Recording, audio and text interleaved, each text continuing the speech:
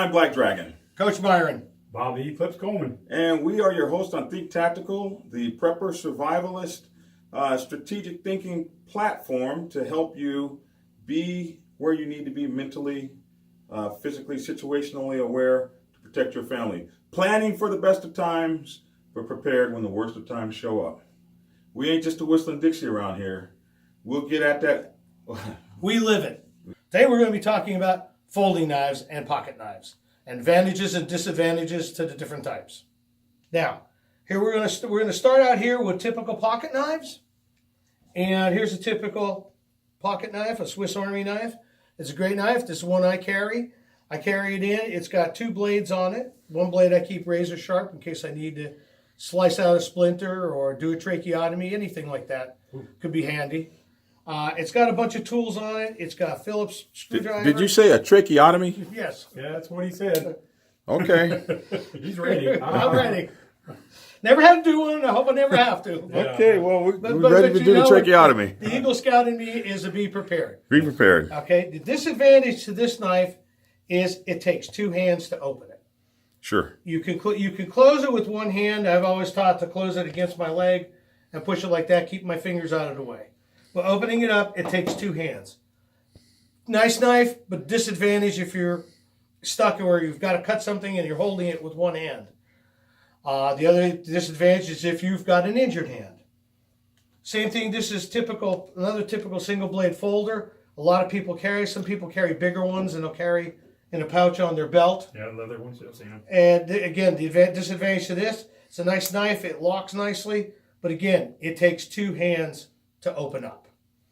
Now that one has a liner lock. The Swiss Army knife does not, right? That's correct. Okay. What is a liner lock? Ah, okay. Liner lock is when you open it, you'll see it lock. That means it can't be closed by force. You have to push on the lock to release it. The Swiss Army knife, which is like your typical pocket knife, which I've carried since I was 5 years old, has no lock and you just push it closed. So you can accidentally cut yourself with it. You can fold it on your hand, but you learn how to keep your hand out of the way at a young age. Or you got fewer fingers than the rest. Or they call you Stumpy. Oh, yeah, okay. Well, that's a different story. Black Dragon showing us his stuff. Now, we're going to go into some different types of folding knives. Do you want to talk about some knives you brought, Bob? Well, some of these guys are range from the cheap to the not so cheap. They're different examples. This is a non-assisted folding knife. You can get it open with a thumb stud. That's what these little things here on the blade are.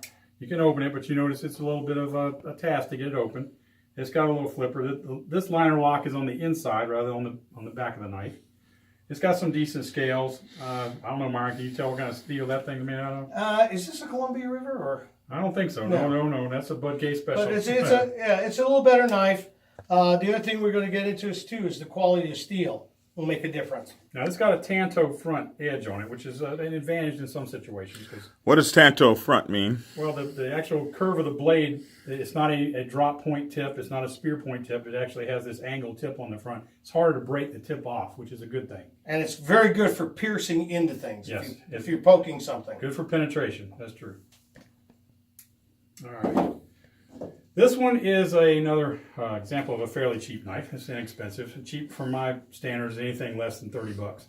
So this guy is an assisted opening. You notice it's got the little flipper tang on the back, and when you push on it, it pops open. Now the difference between what people call a switchblade or automatic knife and assisted opening is to open this knife, even though it's spring assisted, you have to push on a portion of the blade. You have to touch the blade to open it. Unlike what we see here is what people frequently call a switchblade. I'm not pushing on the blade, I'm pushing on a button that opens it up.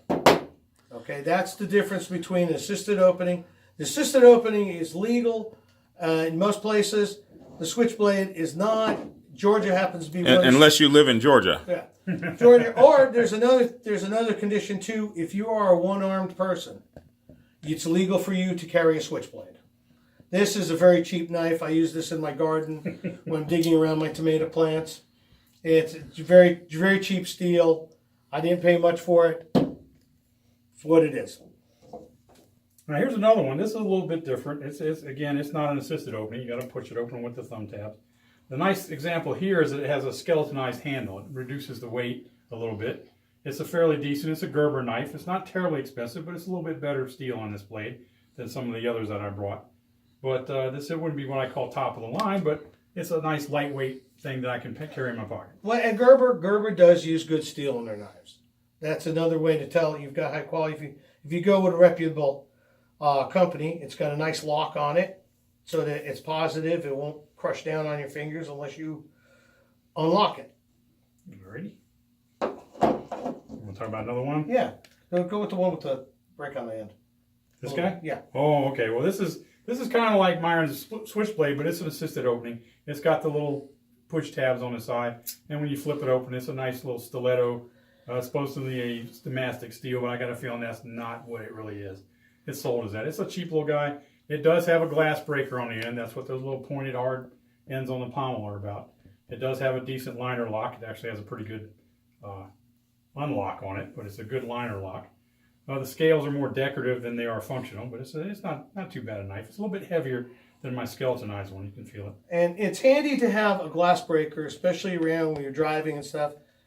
Somebody gets in an accident to break glass. We will do a show on glass breakers, and we will pick up some auto glass, and we will show how the glass breakers work, and a couple other things to help you be safe when you're inside your car or helping an accident victim. We will do a show on that. Thank you, sir. And I have a pen that I use that has a glass breaker on the end. This is my tactical pen. I can also use it as a weapon if I need to. Yeah, what do you call those things, John? Those little those Kabutons? Yeah, I think Kabutons, that's yeah. yeah, that's what you call them. But this doesn't have the spikes that come through. Ah, very good. Okay. But I keep that in my pocket. So you have a tactical pen. Does the damn thing write? Yes, it does. So you've got It uses standard refills too. So you've got an everyday carry kill pen that writes. Yes. That's it. But it's emergency glass breaker. Oh, yeah. Pack as much as into what you can do as you can. That's right. Now we'll go into some of the other one-hand opening knives that are a little bit higher quality. Now, well, your SOG knife is a good knife. Yeah, it's not bad. This is an assisted opening knife. This one has an added feature. It actually it's hard to see probably on the camera. It has a little safety mechanism. Unless that's up and showing red, it won't open. But once that's red, it flops open pretty easy, one-handed. Let's see that safety mechanism again. All right, here we go. Pull the lock down. Right there is this little tab. Hold on here. All right, you'll zoom in. All right, this knife has a little bit of a different twist. It has a safety mechanism on it because it is an assisted opening. Right here's a little tab. Unless you push that tab up and it shows red underneath, the knife will not open. You can see right there, it is locked solid. It will not unlock. That's kind of handy if you ever have one open in your pocket. It's not fun. But once you open that thing to show red, it's a good assisted opening one-handed knife. It pops open pretty good. This is the release here. It has a lock on it, but it's not your usual liner lock. It actually has a release mechanism here on the side and the scales. Myron, you can talk about the steel on those. SOG makes a pretty SOG makes a good knife. They do use good steel. I'm not sure exactly what steel they use, but they do use good quality steel. Again, the advantage to an assisted opening or a one-hand opening knife is if you've got something in your hand that you need to cut and you don't want to let go of it, or if your one hand is injured, you need to be able to get to your knife and be able to open it. And that's where the two-hand knives just don't cut it for that reason. Now, is there any? These aren't full tangs or anything like that. No, because they folders. can't be because they're folders. Yep. So do they have a higher chance of breaking in a fight? Or They could, yes. That is a weak point where the hinge is. Yep. We're going to get into a few knives that are extremely robust and well built in those areas to prevent that happening. We'll start with the common one-hand opening knife, the Spyderco. Okay, Spyderco has that nice big thumb hole in it that opens up real nice. It locks well. This is a well-made knife. The Kydex handle is very good. It's strong. It's lightweight, and again, it's one-hand opening. And it's good. This is good, high-quality Japanese stainless steel. Yeah, this particular model has a fully serrated blade, as you can see on the edges there, which makes it interesting for sharpening. But if you got the right stuff, you can sharpen these Yes, guys. you can. Yes, you can, and they're great when you go to a steak restaurant and their steak knives are crappy. You can use this to cut your steak. It'll cut it real well. It'll cut it very well. And it's stainless, so it's easy to wash up after. Exactly. We'll go into the Columbia River knife here. This is also a nice knife, and you can feel the quality and how heavy that knife is. Oh, that's a beast there. And, But it's not, you can feel it, it's solid, but it's not weighty. It's not like you feel like, good great, this thing's going to tear my pants off, but it's a good solid knife. yes, it is, and Columbia River does make a good quality knife. Now, I am proud to say of all the knives on that table, that's the only one that's mine. That's yours? Yeah. Oh, okay. And you did a good job picking this one. Well, this one was given to me by, if you guys watched my video over on my other site, I went to a Ranger ceremony, graduation, down there at Fort Benning. And my club brother's son gave that knife to me as a gift. And I'm so proud of my Columbia River. It's got G10 handles, which is very, very hard and I don't want to say indestructible, but very, very well made and very, very tough to break. It's almost John proof. Almost. Give them time. Now, next two knives I'm going to show you are made by a company called ZT for Zero Tolerance. These are extremely heavy-duty knives. This is the one I carry all the time. It's an assisted opening. You push on the blade, it opens up. Good heavens. It's a very high quality. This is D2 tool steel. Those are high quality, and you can feel how heavy duty the locking mechanism is, and the Well, that's some serious, hinge. Yeah, that's some seriously thick liners in there. I don't know if you can see them. And what is this on the back here for, Myra? I don't know. That could make some interesting things on it. I never read anything on it why they did that. Yeah. Could be just for gripping. Here, that's definitely for your thumb when you're actually pushing on Yeah, it. when you use it, that thumb assist is really nice. Yeah, that's really nice. But yeah, that's a serious blade. That's a nice thick spine on that one. It's got a partially serrated blade here. Looks like it's got, what is this, some tiger striping on the blade there? Yeah, that's tiger striping on the blade. Oh, okay. I went a step up from what my son was carrying. Okay, well, you had to outdo the son, right? You always Yeah. got to do one better. He would say that to his friend. Yeah, my dad one-upped us by getting the tiger stripe. Of course. And this is another knife that you can use to cut your steak if you get a dull steak knife at the restaurant. Another one from ZT. And by the way, ZT is... I promise you, if I pull out a pocket knife at a restaurant, my girlfriend, I'm not going to have to worry about cutting that steak. She's out of there. Oh, no, dude. Yeah, see, my wife is used to it. Yeah. They just shrugs it off. ZT does, for every purchase, they also make donations to Wounded Warrior projects. Ah, that's a good one. Good to know. This knife is about $150. That's A little expensive, but again, if you have to carry one knife, the chance of this one breaking is pretty slim. The CRKT is not cheap. No, the cricket knife is not cheap. This is another good knife, quality knife. This is a bigger ZT. It's not assisted opening, but you can press on the blade, and you see the size difference here between the two knives. And this is a real beefy knife. Oh yeah, that's a handful. Yep. But you could do some serious cutting with that. Oh yeah, it's a little bit beefier blade, and heavier. You can feel the handle's heavier. The whole thing is heavier. So, thank you. The idea behind these is, again, it's one hand opening. Even though this is an assisted opening, you can still flick it, just a little bit of flick, and push on it, and it opens up. These are good quality knives. Now, again, they're a little more expensive, but if you're going to buy one knife, you could spend $30 and buy 5 cheap knives, or you could buy one good one that you know is going to hold up and made of good quality steel. The hinge here is very, very well made. It's even stiffer than the saw. Yeah, So it's the idea is, again, one knife. Well, we've shown you a bunch of different knives. We've shown you some stuff. We've shown you a couple of switchblades. Again, check what's legal in your area.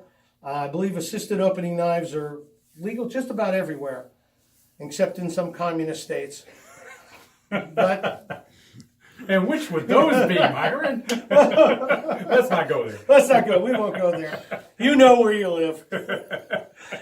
Check your local laws. Check your local carry laws.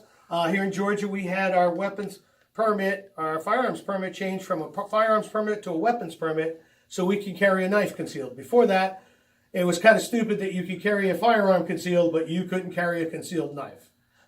So things have changed and for the better. Well, now in Georgia, a concealed permit is concealed anything. Right, any weapon concealed. That's what I said. We got it changed here for that purpose.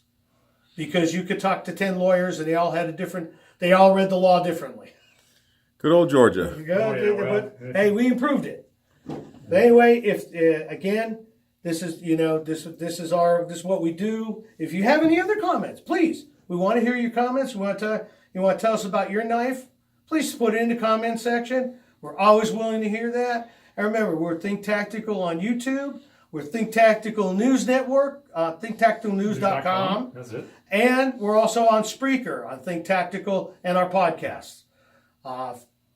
For Brock Dragon here, who's behind the camera today.